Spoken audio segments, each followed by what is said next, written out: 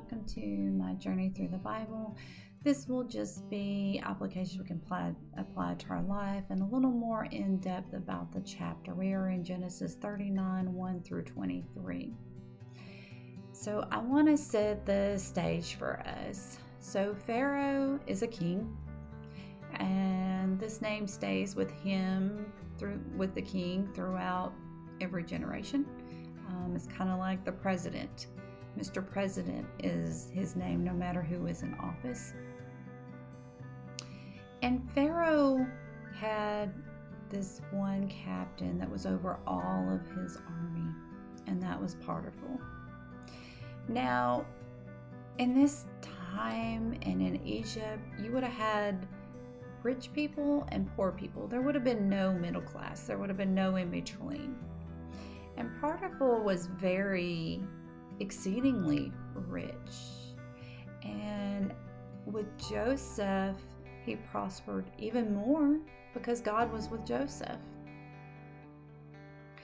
And I also want to set the stage for what possibly the house looked like.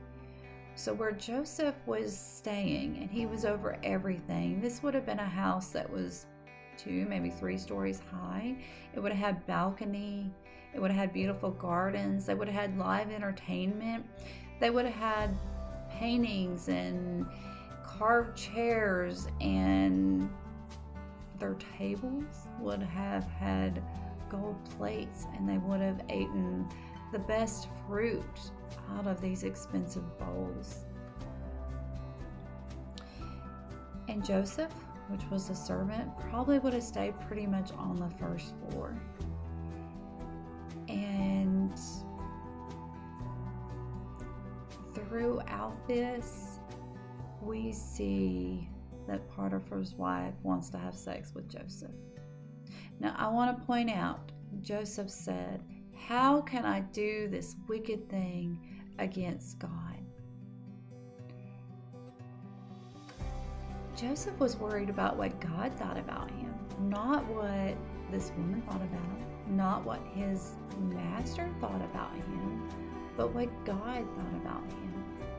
Because remember, sex is not just between 2 consenting adults. This could also be a sin against God. And I realize that we don't always see it that way. We just see it as sex as being a pleasurable thing, and the more people you have it with, the more experience you get and the more height. But the problem with that is you just tend to need more and more of it.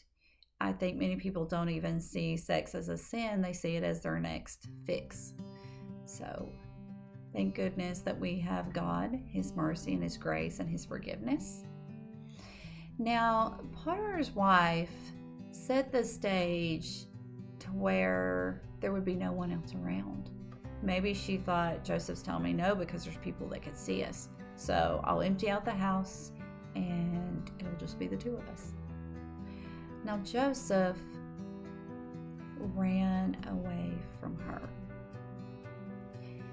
Sometimes there's some temptations that are so strong and have such a hold on us that maybe it is hard for us to deny those temptations, to deny that pleasure and that desire that we want.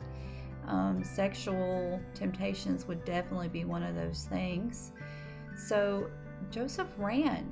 We have to run away from our temptations. If it is not something that we can conquer and have control over, it is better for us to run away from it, stay away from it, so that keeps us out of trouble.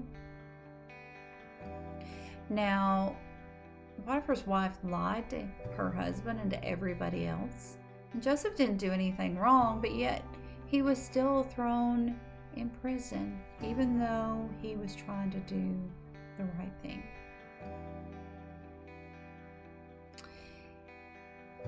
But God was with him. So now Joseph's in prison.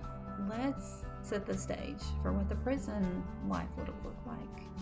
It would have been dark, dingy places, and it would have been limited food, probably chains and not being able to move too much. It would have had a dingy, musky smell, probably a very foul smell if I had to guess. And these people that were put in prison, they were guilty until they were proven innocent. They would be thrown into prison because someone of power said they did something wrong, just like in Joseph's case. And a lot of times people actually died in prison because it was up to the ruler to decide when they came and had their trial, when they came to court. And they didn't have a right to a speedily trial. It was just whenever the ruler felt like it. And if the ruler never felt like it, your case may never come up before him, and then you just died whether you were innocent or whether you were guilty.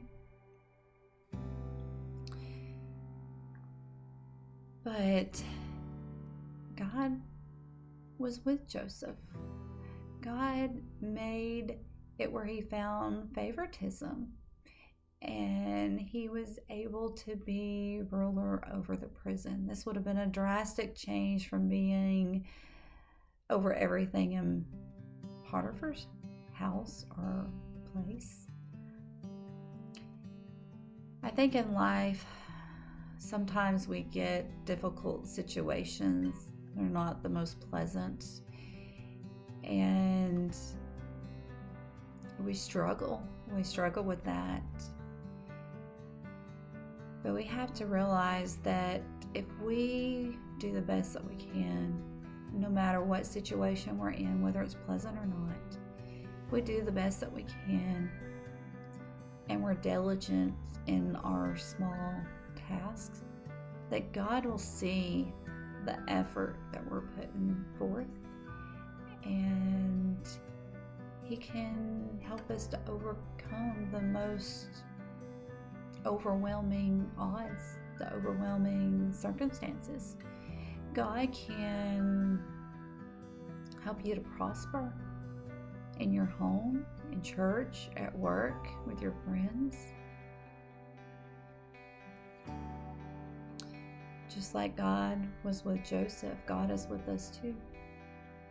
We just have to pray, give it all to him, and do the best that we can.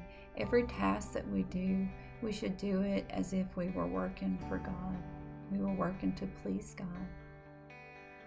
May God be with you in everything and in every way.